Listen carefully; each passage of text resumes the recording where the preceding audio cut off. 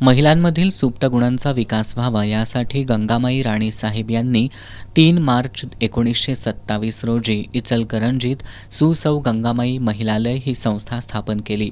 या महिलालयाच्या शतक महोत्सवी वर्षाला प्रारंभ होत असून या निमित्तानं 3 मार्चपासून विविध कार्यक्रमांचं आयोजन करण्यात आलंय.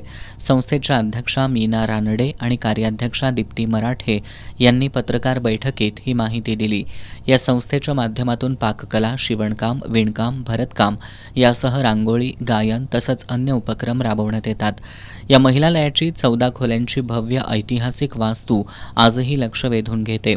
याच इमारतीमध्ये 1962 साली स्थापन केलेलं गंगामाई विद्यामंदिर आजही सुरू असून सुरुवातीला 350 विद्यार्थ्यांसह सुरू असलेल्या या विद्यालयाची पटसंख्या आता 1250 पर्यंत पोहोचली आहे. या शाळेत शिक्षकांपासून ते शिपायापर्यंत सर्व महिलाच कार्यरत आहेत.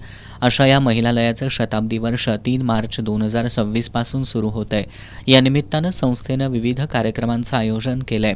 या कार्यक्रमांना प्रमुख पाहुणे म्हणून उगारगावच्या 90 वर्षीय महिला स्मिता शिरगावकर या उपस्थित असणार आहेत.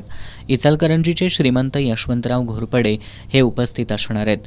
3 मार्चला श्रीमंत नारायणराव घोरपडे नाट्यगृहात सायंकाळी 4:30 वाजता कीर्तनकार चारुदत्त आफळे आणि गायिका गौरी पाटील यांच्या नाट्यगीताचा कार्यक्रम, तर 4 मार्चला सायंकाळी 5 वाजता कथ्थक नृत्यांगना शर्वरी जेमिनीस पाठक यांचा नृत्यांचा कार्यक्रम आयोजित करण्यात आलाय. या शताब्दी वर्षात विविध कार्यक्रमांचं आयोजन करणार असल्याचं पत्रकार बैठकीत सांगण्यात आलं.